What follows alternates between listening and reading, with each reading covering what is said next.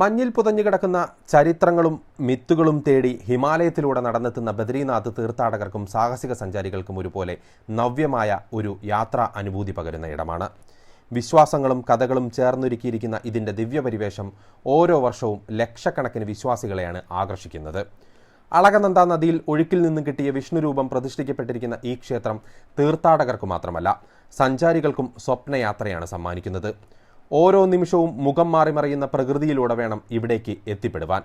ഒരേ സമയം യാത്ര ആസ്വാദകരമാവുന്നതും അതോടൊപ്പം ഭയപ്പെടുത്തുന്നതും ഇതിനാലാണ്. ആകാശത്തോളം മുട്ടുന്ന പർവ്വതങ്ങളും അറ്റം കാണാത്ത കൊക്കകളും ഈ യാത്രയിൽ കടന്നു പോകേണ്ടി വരും. എല്ലാം താണ്ടി എത്തി നിൽക്കുന്നതോ ഹിമാലയ സാനുക്കളുടെ താഴെയുള്ള ബദ്രീനാഥ് എന്ന സ്വർഗത്തിലും. ആരെയും അതിശയിപ്പിക്കുന്ന ബദ്രീനാഥിനെക്കുറിച്ചാണ് ഈ വീഡിയോ. ഇന്ത്യയിലെ തന്നെ ഏറ്റവും വലിയ ഹൈന്ദവ വിഷ്ണു തീർത്ഥാടന കേന്ദ്രങ്ങളിലൊന്നാണ് ഉത്തരാഖണ്ഡിലെ ബദ്രീനാഥ് ക്ഷേത്രം. ഹിമാലയത്തിൽ സമുദ്രനിരപ്പിൽ നിന്നും 10,000-ഓളം അടി ഉയരത്തിൽ സ്ഥിതി ചെയ്യുന്ന ബദ്രീനാഥ് ക്ഷേത്രം ശങ്കരാചാര്യരാണ് സ്ഥാപിച്ചതെന്നാണ് വിശ്വസിക്കപ്പെടുന്നത്. വർഷത്തിൽ 6 മാസക്കാലം മാത്രം ദർശനമുള്ള ഈ ക്ഷേത്രത്തിന് മറ്റേത് ഭാരതീയ ക്ഷേത്രത്തെയും പോലെ ആകർഷകമായ മിത്തുകഥകളും കഥകളുമുണ്ട്. ഹിന്ദുമത വിശ്വാസികൾക്കിടയിൽ ഏറ്റവും അധികം പ്രചാരം ലഭിച്ച തീർത്ഥയാത്രകളിലൊന്നാണ് ചാർധാം യാത്ര.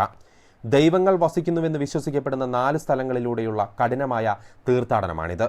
അതിൽ ഏറ്റവും പ്രധാനപ്പെട്ട തീർത്ഥാടന കേന്ദ്രങ്ങളിലൊന്നാണ് ബദ്രീനാഥ് ക്ഷേത്രം. ബദ്രീനാഥ്, ദ്വാരക, പുരി ജഗന്നാഥൻ, രാമേശ്വരം എന്നീ 4 സ്ഥലങ്ങളാണ് ചാർധാമുകൾ എന്നറിയപ്പെടുന്നത്. ഈ പുണ്യസ്ഥലങ്ങളിലൂടെ ജീവിതത്തിൽ ഒരിക്കലെങ്കിലും പോയിരിക്കണമെന്നാണ് ഓരോ ഹൈന്ദവ വിശ്വാസിയുടെയും ജീവിത ലക്ഷ്യം. ഹിമാലയത്തിലെ മഞ്ഞുമലകൾക്കിടയിൽ പർവ്വതങ്ങൾക്ക് നടുവിലായി സ്ഥിതി ചെയ്യുന്ന ഏക ചാർധാം തീർത്ഥാടന കേന്ദ്രമെന്നും ബദ്രീനാഥ് അറിയപ്പെടുന്നു. മറ്റ് ചാർധാം തീർത്ഥാടന കേന്ദ്രങ്ങളായിട്ടുള്ള ദ്വാരക ഗുജറാത്തിലും പുരി ജഗന്നാഥ ക്ഷേത്രം ഒഡീഷയിലും രാമേശ്വരം തമിഴ്നാട്ടിലുമായാണ് സ്ഥിതി ചെയ്യുന്നത്. മറ്റു ക്ഷേത്രങ്ങളെപ്പോലെ വർഷത്തിൽ എല്ലാ ദിവസവും ഇവിടെ ദർശനം അനുവദിക്കാറില്ല. വർഷത്തിൽ ആകെ 6 മാസക്കാലം മാത്രമാണ് ഇവിടെ വിശ്വാസികൾ പ്രവേശനവും ദർശനവും അനുവദിച്ചിട്ടുള്ളത്. ഹിമാലയത്തിലെ അതികഠിനമായ തണുപ്പും മഞ്ഞുവീഴ്ചയുമാണ് ഇതിന് കാരണം. ഈ സമയങ്ങളിൽ ക്ഷേത്രം അടച്ചിടുകയാണ് പതിവ്. അക്കാലത്ത് മഞ്ഞുവീഴ്ച കാരണം ഇവിടെ റോഡ് അടച്ചിടുകയും സമുദ്രനിരപ്പിൽ നിന്നും 3300 മീറ്റർ അഥവാ 10,826 അടി ഉയരത്തിലാണ് ബദ്രീനാഥ് ക്ഷേത്രം സ്ഥിതി ചെയ്യുന്നത്. ഏപ്രിൽ മാസം അവസാനം മുതൽ നവംബർ മാസം ആദ്യം വരെയാണ് ഇവിടെ സന്ദർശകരെ അനുവദിക്കുന്ന സമയം. അക്ഷയ തൃതീയ നാളിലെ വൈകുന്നേരമാണ് പ്രത്യേക പൂജയോടുകൂടി ക്ഷേത്രം അടയ്ക്കുന്നത്. തുടർന്ന് 6 മാസക്കാലം ക്ഷേത്രം അടഞ്ഞുകിടക്കും. പിന്നീട് തണുപ്പ് കാലം കഴിഞ്ഞ് വരുന്ന വിജയദശമി നാളിലാണ് ക്ഷേത്രം വീണ്ടും തീർത്ഥാടനത്തിനും പൂജകൾക്കുമായി തുറക്കുന്നത്. പല ഹിന്ദു പുരാണങ്ങളിലും ബദ്രീനാഥിനെക്കുറിച്ച് പരാമർശിച്ചിട്ടുണ്ട്. ഭഗവത് പുരാണം, സ്കന്ദപുരാണം, മഹാഭാരത തുടങ്ങിയവയിലെല്ലാം തന്നെയും ബദ്രീനാഥും ഇടം നേടിയിട്ടുണ്ട്. പത്മപുരാണത്തിൽ ആത്മീയ സ്ഥാനമായാണ് ബദ്രീനാഥിനെ പരാമർശിച്ചിരിക്കുന്നത്. വിഷ്ണുവിൻ്റെ അവതാരമായ നർനാരായണന്റെ തപസ്സുകൊണ്ട് പ്രശസ്തമായി തീർന്ന സ്ഥലമാണ് ബദ്രീനാഥ്. കുരുവില്ലാത്ത നെല്ലിമരങ്ങൾ നിറഞ്ഞ കാടിന് സമീപം നിന്നാണ് നരനാരായണൻ തപസ് അനുഷ്ഠിച്ചത്. തപസ് ചെയ്യുന്ന നരനാരായണനെ വെയിലിലും മഴയിലും നിന്നും രക്ഷിക്കാനായി ഒരു മരം അദ്ദേഹത്തെ ആവരണം ചെയ്യുന്ന രീതിയിൽ വളർന്നുവത്രേ. പ്രാദേശികമായി ആളുകൾ വിശ്വസിക്കുന്നത് ലക്ഷ്മി ദേവിയാണ് മരമായി ആവരണം ചെയ്തതെന്നാണ്. തപസ്സിനു ശേഷം നരനാരായണൻ ആളുകളോട് തൻ്റെ പേരിന് മുൻപായി ദേവിയുടെ പേര് ഉപയോഗിക്കണമെന്നും അങ്ങനെ ബദ്രീനാഥ് എന്ന പേര് ഉണ്ടായി എന്നുമാണ് കഥ. ഇവിടെ ഉള്ളവരുടെ വിശ്വാസമനുസരിച്ച് ജേവലന്മാരാണ് ഈ ക്ഷേത്രത്തിലെ രൂപങ്ങളും മറ്റും സ്ഥാപിച്ചതെന്നാണ്. പിന്നീട് മറ്റു മതങ്ങളുടെ ആധിപത്യം വന്നപ്പോൾ അവർ അവിടുത്തെ വിഗ്രഹം നദിയിലെറിയുകയും കാലങ്ങൾക്ക് ശേഷം ആദി ശങ്കരാചാര്യർക്ക് അളകനന്ദ നദിയിൽ നിന്നും ആ വിഗ്രഹം ലഭിച്ചുവെന്നും അദ്ദേഹം ക്ഷേത്രത്തിൽ ഈ വിഗ്രഹത്തെ പ്രതിഷ്ഠിച്ചുവെന്നുമാണ് പറയപ്പെടുന്നത്. മറ്റൊരു വിശ്വാസമനുസരിച്ച് ശങ്കരാചാര്യർ ആദ്യം ഇവിടെ തൊട്ടടുത്തുള്ള തപ്ത്കുണ്ട് എന്നു പേരായ ഒരു നീരുറവയ്ക്ക് സമീപമാണ് വിഗ്രഹം പ്രതിഷ്ഠിച്ചതെന്നും പിന്നീട് ക്ഷേത്രത്തിലേക്ക് വിഗ്രഹം മാറ്റി പ്രതിഷ്ഠിച്ചു എന്നുമാണ് മറ്റൊരു വിശ്വാസം. ഹൈന്ദവ വിശ്വാസമനുസരിച്ച് ചാർധാം ക്ഷേത്രങ്ങളിൽ തീർത്ഥാടനം നടത്തിയാൽ മോക്ഷം ലഭിക്കുമെന്നാണ് വിശ്വാസം.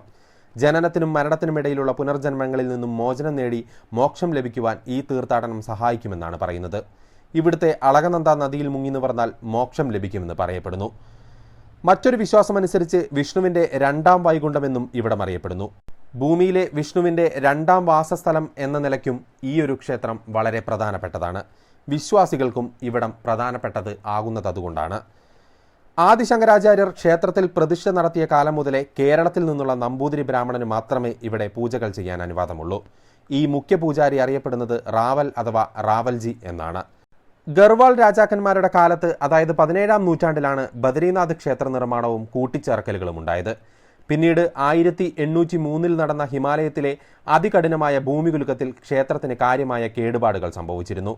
അതിനുശേഷം ജയ്പൂർ മഹാരാജാവാണ് ഒന്നാം ലോകമഹായുദ്ധത്തിന് മുൻപായി ക്ഷേത്രം പുനർനിർമ്മിച്ചത്.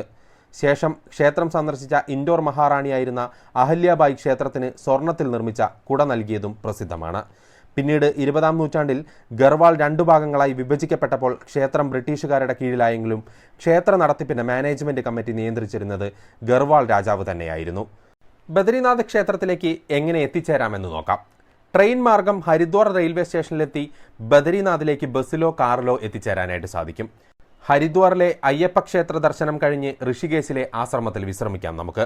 പിന്നീട് ഭാഗീരഥി അളകനന്ദ സംഗമത്തിൽ ഗംഗാ ആരതി കണ്ട് ദേവപ്രയാഗും രുദ്രപ്രയാഗും കഴിഞ്ഞ് കർണപ്രയാഗ് വഴി ജോഷിമഠിലെത്തി 25 കിലോമീറ്റർ കഴിഞ്ഞ് പാർവണേശപുരം വഴി ബദരിനാഥിലെത്തും. ക്ഷേത്രപ്രദേശം പൂർണ്ണമായും ഇപ്പോൾ ഭാരത സൈന്യത്തിന്റെ നിയന്ത്രണത്തിലാണ്.